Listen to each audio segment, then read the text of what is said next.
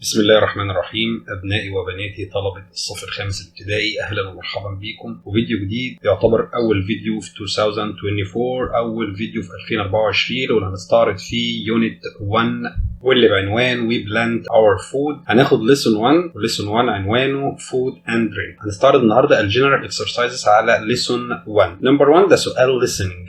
Listen and write true or false. الأول هنسمع مع بعض نص الاستماع وبعد كده نرجع للكويشنز مرة تانية. Sarah and her family love practicing different sports.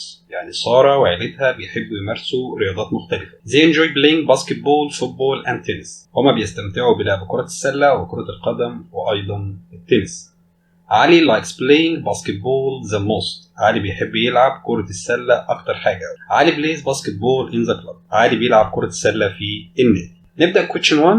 Sarah and her family love practicing different sports. سارة وأسرتها بيحبوا يمارسوا رياضات مختلفة. طبعا الإجابة هتكون يعني الجملة صحيحة. نمبر 2. علي likes playing football. علي بيحب يلعب كرة القدم. طبعا هو قال لي إن علي بيحب يلعب رياضة الباسكتبول، وبالتالي فالجملة دي هتكون false، خاطئة مش مظبوطة. نمبر 3. علي plays basketball in the club. علي بيلعب كرة السلة في النادي. هو قال لي الكلام ده فعلا في نص الاستماع. علي بيلعب كرة السلة في النادي، فالجملة دي هتكون true مظبوطة يعني صح. Question number 2. Listen and complete. ده برضو سؤال listening. هنسمع مع بعض نص الاستماع وبعد كده هنعمل complete الجمل، هنكمل الجمل. Donia's favorite food is chocolate. يعني طعام دنيا المفضل هو الشوكولاتة. Chocolate is unhealthy. الشوكولاتة طبعا غير صحية. She likes chicken, fish and rice. هي بتحب الدجاج والسمك والرز. دنيا likes playing sports with her brother. دنيا بتحب تلعب الرياضة مع أخوها. Number 1. دنيا's favorite space is chocolate. الشوكولاتة بتكون ايه مفضل عند دنيا؟ طبعا food is chocolate. Number 2 بيقول لي space is unhealthy. ايه اللي بيكون غير صحي؟ نفتكر كده مع بعض احنا كنا بنقول ايه في listening بالظبط. chocolate is unhealthy. شوكولاتة غير صحية. Number 3. دنيا likes chicken, fish and space. دنيا بتحب الدجاج والسمك وايه بالظبط؟ rice. يبقى دنيا likes chicken, fish and rice. Question number 3. Choose the correct answer from A, B, C or D. هنختار الإجابة الصحيحة من A أو B أو C أو D. Number 1. My uncle planted an apple tree in his. عمي زرع شجرة تفاح فين؟ عندي office يعني مكتب، library يعني مكتبة، room يعني حجرة أو غرفة، garden يعني حديقة. طبعا أكيد عمي زرع الشجرة في الجاردن الحديقة. Number 2. We buy fruits and vegetables at the. احنا بنشتري الفاكهة والخضروات منين؟ bakery يعني مخبز، market يعني من السوق، library مكتبة، school مدرسة، أكيد من الماركت من السوق. Number 3. chocolate بعد كده space healthy if you eat a lot. الشوكولاتة بيقول لي صحية لو انت كلت كتير. طبعا هو هنا يقصد العكس، يقصد المضاد، لان طبعا الشوكولاته لو كلت منها كتير مش هتكون هيلث، مش هتكون صحيه، وبالتالي فالشوكولاته هتكون can't ولا didn't ولا isn't ولا don't. طبعا can't بتجيب بعدها فعل تاني بيكون في المصدر، didn't نفس الكلام بتجيب بعدها فعل في المصدر، isn't لا بيجي بعدها اسم او صفه او حرف جر او فعل في ING، واحنا عندنا healthy صفه فتنفع معاها. don't بيجيب بعدها برضو مصدر فمش هينفع غير isn't، يبقى chocolate isn't healthy. Number 4.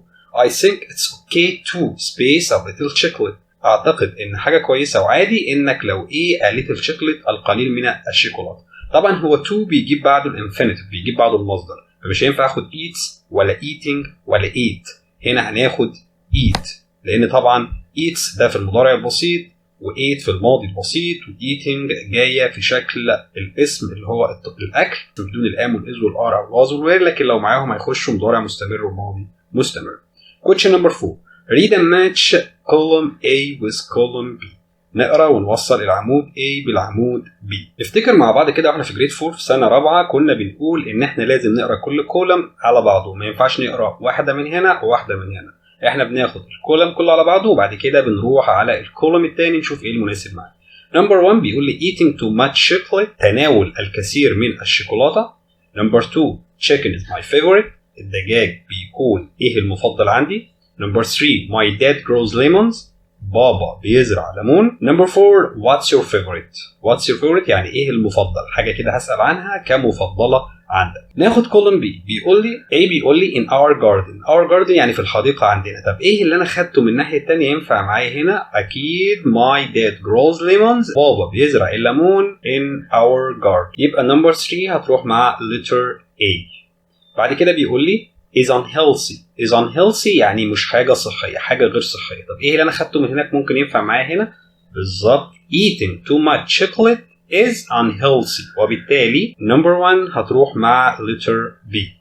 بعد كده بيقول لي food وفي هنا question mark، وفي برضو عندي في E you doing برضو في question mark. واحنا كنا قلنا ان احنا لو لقينا ال question mark هندور الناحية التانية على صيغة question، صيغة سؤال. فطبعا عندي هنا what's your favorite. what's your favorite هتمشي مع مين من الاثنين؟ what's your favorite food ما هو طعامك المفضل، ولا what's your favorite you doing. طبعا هنا مش هينفع اقول you doing لان you doing هنا بنتكلم في زمن present continuous، زمن المضارع المستمر، عايزه قبلها are وبعد كده نقول what are you doing مثلا، ماذا انت تفعل، او في الباست continuous what were you doing انت كنت بتعمل ايه. وبالتالي مش هينفع معايا you doing، فهتبقى what's your favorite food. بعد كده بيقول لي healthy food. طبعا احنا استبعدنا اخر واحده لان مفيش question تاني عندي، فانا استبعدت اخر واحده، وبالتالي number 4 هتروح مع letter C.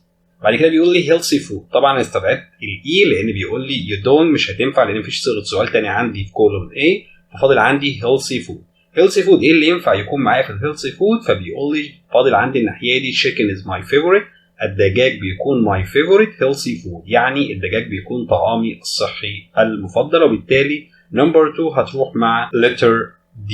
question number 5 reorder the words to make correct sentences. رتب الكلمات علشان تحصل على جملة صحيحة. أول حاجة number 1 بيقول لي market onions sells he the it. طيب احنا قلنا لما نيجي نعمل سؤال reorder لازم الأول نتأكد الجملة اللي قدامي هل هي جملة عادية بتنتهي بفول ستوب زي number 1 ونمبر 2، ولا هي بتنتهي بكويشن مارك بعدين استفهام.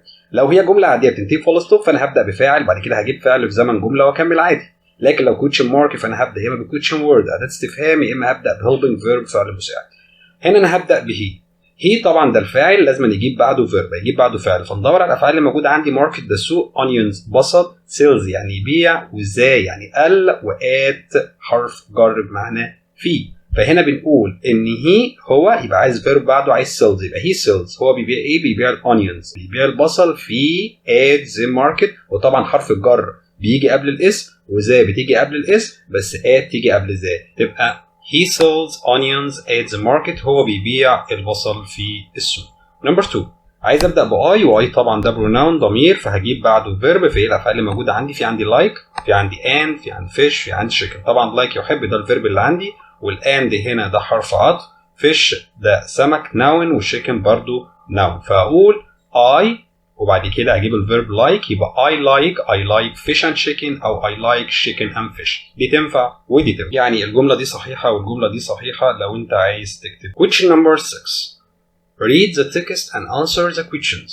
اقرا النص وجاوب على الاسئله. بيقول لي my name is Dina، اسمي دينا. I am in grade 5، انا في سنه 5 او انا في الصف الخامس. I like healthy food، بحب الطعام الصحي، وعامل لي underline على healthy. I help my mom in the kitchen، انا بساعد امي في المطبخ. We make chickens, beans and potatoes، احنا بنعمل دجاج وفول وبطاطس. My brother likes to eat chocolate، اخويا بيحب ياكل الشوكولاته. I like chocolate too، وانا كمان بحب الشوكولاته. خدوا بالكم من كلمه to بمعنى ايضا وبمعنى جدا. to لو جاء بعدها adjective صفه يبقى معناها جدا، يعني مثلا too hot too cold. لكن لو ما جاش بعدها صفه هتبقى معناها ايضا. هنا معناها I like chocolate too، يعني انا بحب الشوكولاته ايضا. But I don't eat a lot، لكن انا مش باكل كتير منها. Chocolate is delicious، الشوكولاته بتكون لذيذه but not healthy، لكن مش صحيه. At the weekend، في نهايه الاسبوع we visit our uncle، احنا بنزور عمنا. He grows trees in his garden، هو بيزرع اشجار في الحديقه بتاعته. He has a lemon and lime tree، عنده شجرة ليمون وشجرة ليمون. بس الليمون ده احنا خدنا في الكلمات ان الليمون هو الليمون العادي، واللايم هو الليمون الاخضر او الليمون الحمضي. My uncle helps me grow a mango tree، عمي بيساعدني في اني ازرع شجرة المانجو، او في اني ازرع شجرة مانجو. It's interesting، ده حاجة شيقة او الموضوع بيكون ممتع. A. Choose the correct answer from A, B, C or D.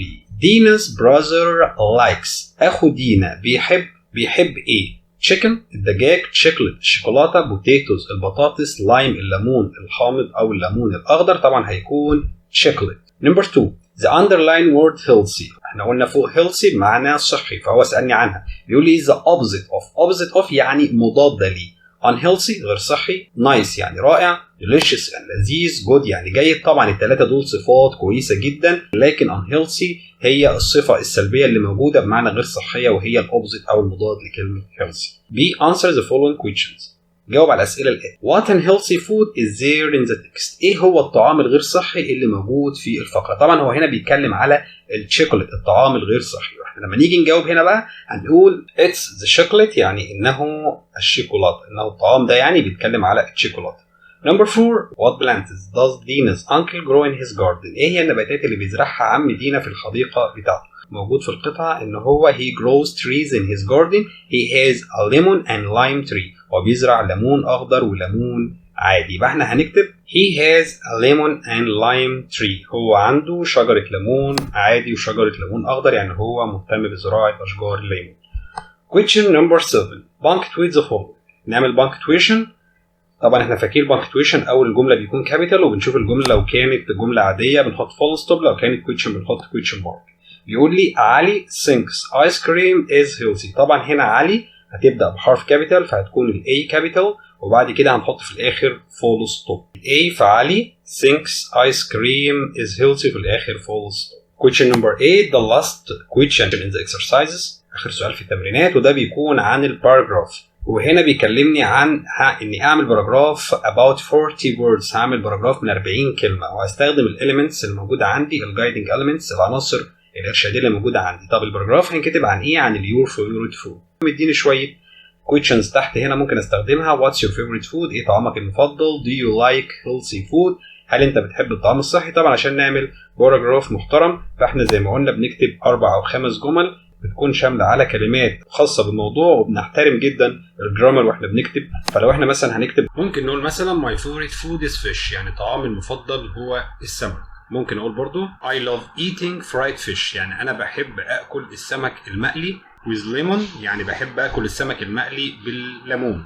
ممكن برضو اقول I also like eating rice and salad، يعني انا كذلك بحب اكل الرز والسلطه. I like all kinds of healthy food especially fruits، يعني انا بحب كل انواع الاكل الصحي خصوصا الفاكهه والخضروات. وبكده يكون احنا انتهينا على الاكسرسايز على lesson 1.